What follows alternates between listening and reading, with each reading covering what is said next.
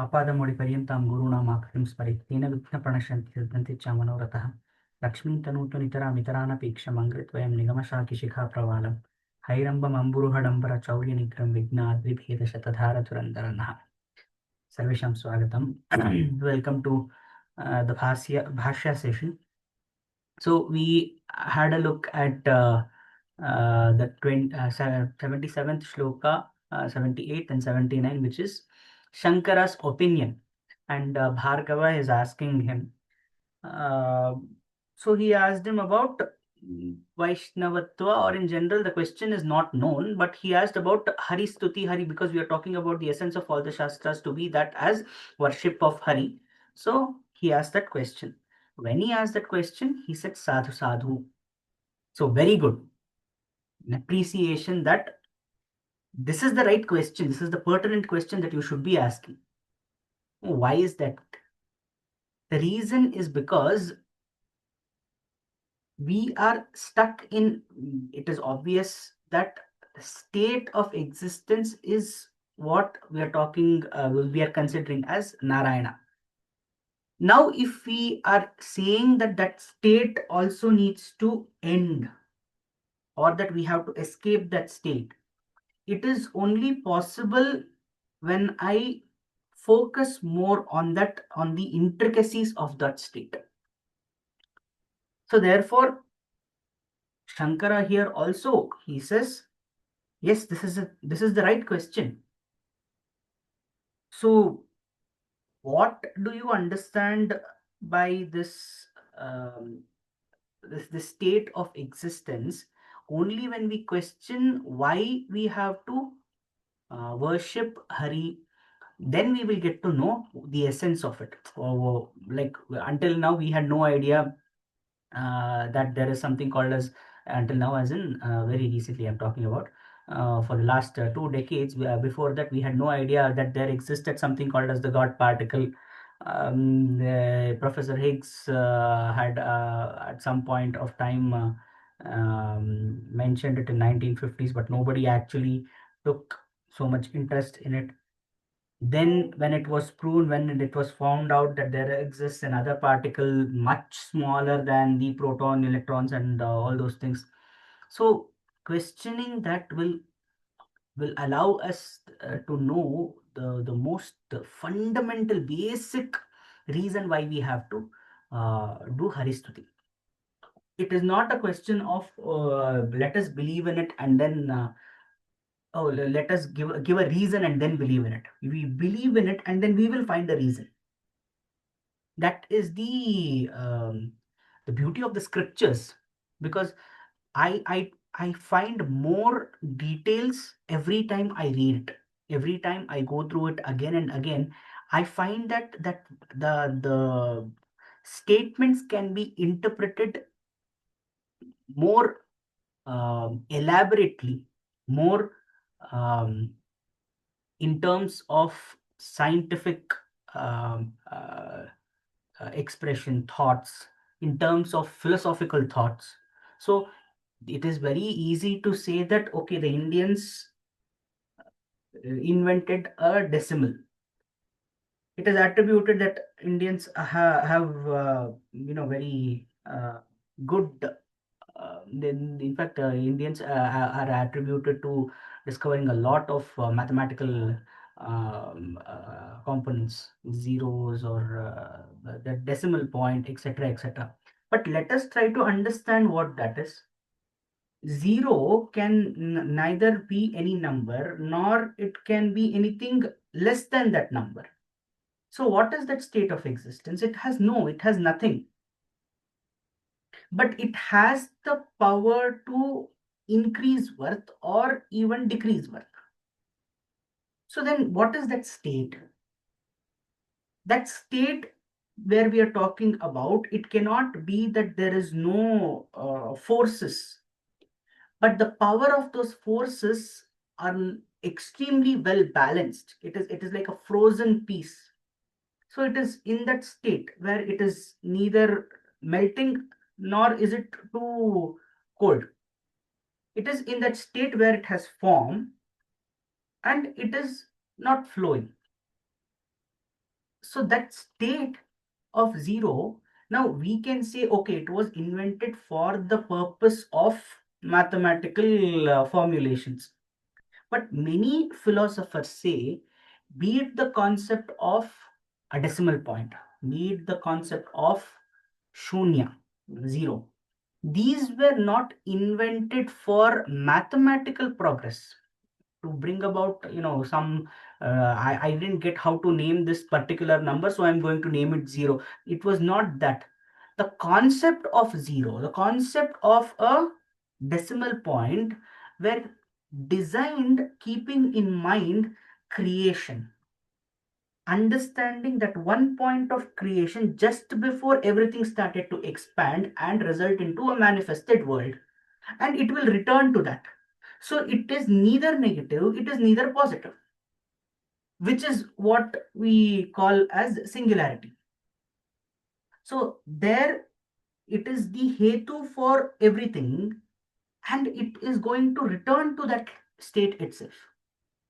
So now I start understanding what is there in that state of singularity. When I start going through that, then I will understand, try to understand whatever is the component, whatever is the state with respect to what I know. Therefore, the question is very correct. It is like in psychology, the right question is, who am I? That one question has so many answers, so many connotations, so many expansions. So depends on the way we think how it is going to get expressed. Therefore, that one question leads to a lot of other things. So here Shankara is saying this is the right question. The right question to understand who we are, to understand the creation, to understand existence. And he says Hari as Danava Nashana. We also have the other word Danava Sudana. Madhusudana we might have heard. So in the similar way, Madhu Kaitava are two Rakshasas who tried to steal, Danavas who tried to steal the Vedas, who actually stole from Brahma. And it was again Hari who, in his form of Haigriva, he brought it back from them by defeating them, killing them, destroying them. So Sudana also can be used. So Danava Nashana. Why? Here we are not talking about Danavas as some entities that is opposite to humans. They are not some mutants or anything like that. No. Danava, Manava, Danava. These are two connotations that we have. Manava, somebody who uses the same knowledge for the benefit of overall greater good.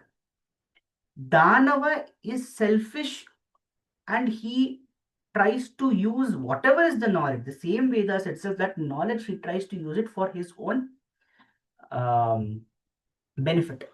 So we have seen in films where certain medicinal properties of plants. Well, actually, in India, the recent issue had come up where a very big luxury brand had used the Kolhapuri chappals and had marketed and had sold it for 1.5 lakh or something. And it has a GI tag over here, and the local artisans who create it, they are the ones who designed it, who make it, who know the methods and etc. So those people just copied it. So like that, sometimes what happens, certain companies, they try to take these medicines. Those medicines are very common. Maybe they are used within certain schools of medicine, maybe Siddha, maybe Unani, maybe Ayurveda, etc., etc. There are so many medicinal lineage that we have. So it might be over there. Now, knowing that that medicine can be used for the betterment, they copyright it and then they try to sell it at higher prices. So these kind of things, this is Danavatva, where profitability takes a higher preference, priority over the general good. So all these things we need to understand. Danavatva doesn't mean there is a very popular movie, animated film about Hanuman. In that, we see how the humans have kept polluting a volcano, and out of that pollutants, the Danava arises, who starts harming everybody. This is just a personification. Manavatva is showing compassion to everyone. Danavatva is harming everyone without a reason. Survival is different. Survival of the strongest. Ultimately, if there is a lion which is trying to eat me, then I'll have to do something to drive it away. I may even hurt it. That is not what Danavatva is. Danavatva is hurting somebody, and then from that, from their pain, we are enjoying or we are seeking happiness. That is Danavatva. So here, Hari as Danava Nashana doesn't mean his avatara where he came down in as Narasimha and then killed Hiranyakashipu, or he came as Vamana and he um, sent Raja Bali to Patala, or etc. etc. All his avatars. That is not what is being expressed over here. Danava Nashana refers to the Danavatva getting destroyed. Why that Danavatva is getting destroyed? It is because Hari, that is the focus on the state of existence, will help us to balance our mind. When I'm balancing my mind, when I'm at a calm mind, this is, we are going to again Bhagavad Gita itself, where it says you have to stabilize your mind. When we reach that, when we minimize our thoughts, then what happens? These kind of afflictions in thoughts, thinking of harming anyone, thinking of revenge, the influence of Arishad Vargas reduces. So then what happens? Our nature is Manavatva over here, because we are all Manavas. So Manavatva, it sustains. If we start to give in to those afflictions due to Arishad Vargas, then Manavatva suffers. So there is one whole yoga, one whole chapter given on this, Daivasura Sampat Vibhaga Yoga. So understanding this and understanding the context through the Kauravas, the act of Kauravas, all these things. Why? Why did they have to give in to such kind of, even they wanted to humiliate the Pandavas, fine. Humiliate the Pandavas by doing what? They wanted to win their kingdom. Okay, they won the kingdom. What was the necessity for them to bring Draupadi into the Sabha? So it is not just a question of the whole principle associated with justice. Justice cannot be perceived, justice cannot be realized as how individuals perceive it. It has to be how the society must keep it in balance. So, because the pramanas will vary, Duryodhana felt that he was insulted, and therefore, to seek vengeance for his insult, he should insult somebody else. And to what extent? That it varies. Somebody laughed at him, therefore, he is disrobing somebody. So, there are huge differences. So, his ego, his Arishad Vargas, told him that this is justified. The reason why that happened is because he did not focus, he did not calm his mind. If he did that, if he had done that, then that Danavatva would have come down. Ultimately, we have a reaction to everything, so we do have Danavatva within us. But the point to understand is, by focusing on Hari, we understand, because we are Manavas, we are born as humans. So humanity is something that we need to understand. That can only be understood by looking close into our existence. Why did we come by? Why did we get? Because if we had to be mrugas, then why can't we be four-legged animals? We can be so many different forms of animals. So why exactly Manushya Janma?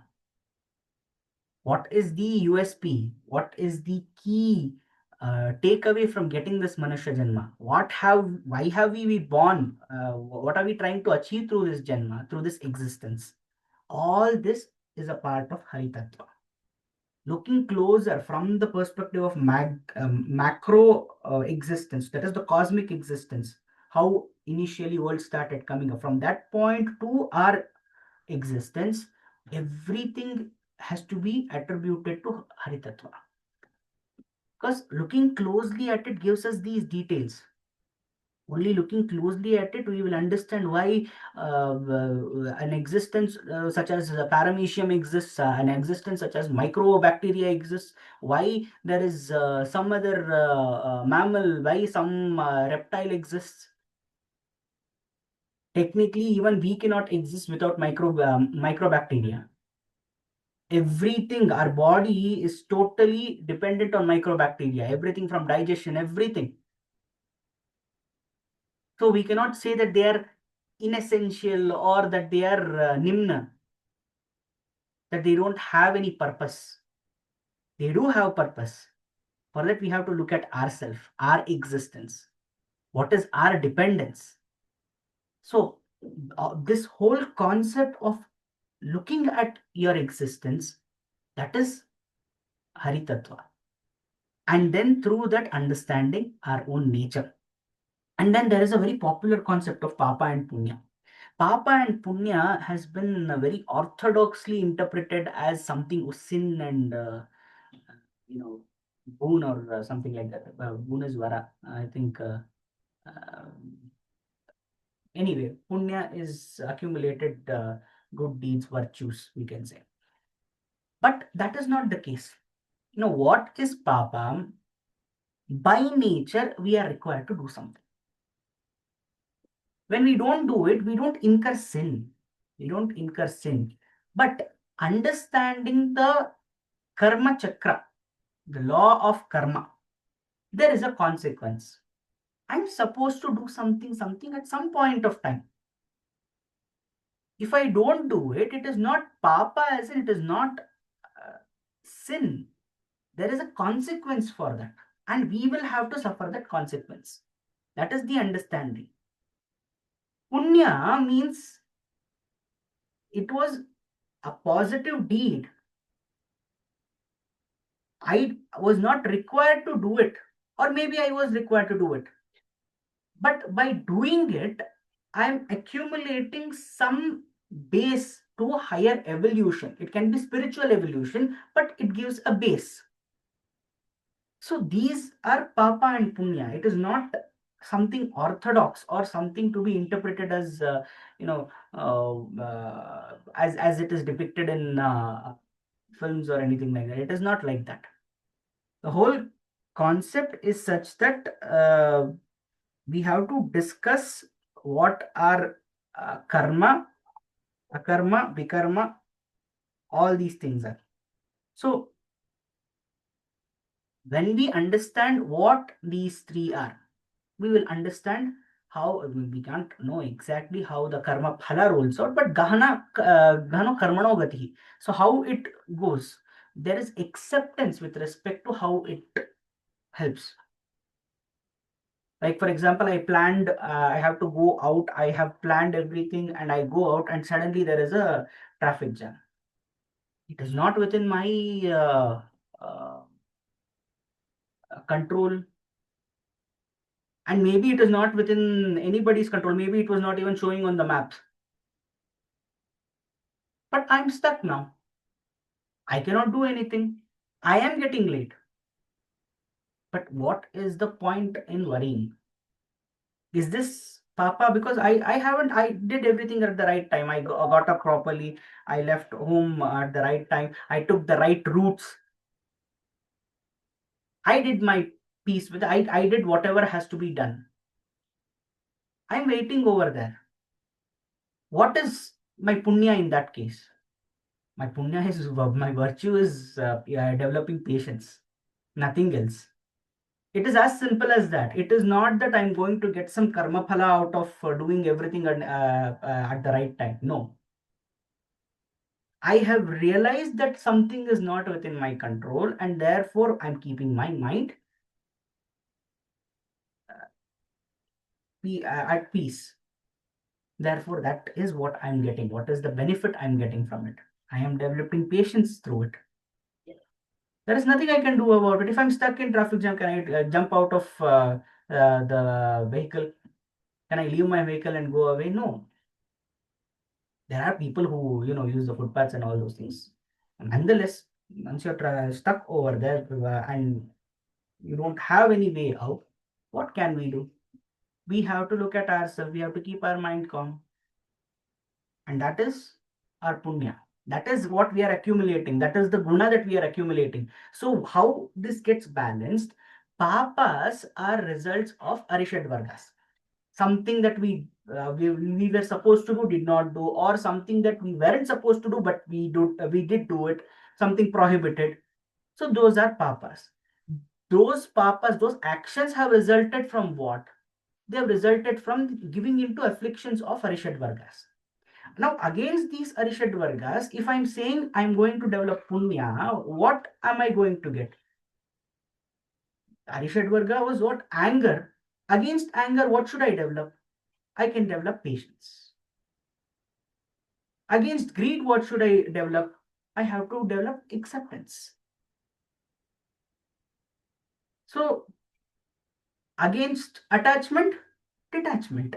So, like that, punya is not some reward that we are going to get. It is developing resistance to these afflictions. That is punya. That is the concept of papa and punya. Now, when we look closely into the whole nature, our own nature, and understand what is papa, what is punya, then we understand that moksha, the state of existence which is in perfect equilibrium, it doesn't mean that it does not move. It does not mean that there is we are stuck, we are statues. No, we are moving. So the whole nature of extremities, that is expansion and then destruction, it keeps moving, it keeps seesawing. Sometimes something is more, sometimes something else is more, but the overall existence stays in balance, because immediately after an up there is a down, there is a cycle. That state is being maintained. So obviously what happens, we have this circle, we are living somewhere within this circle, and that within that we are not going, we are moving around. But that moving is not in perfect concentric circles or anything. We are going like this somewhere.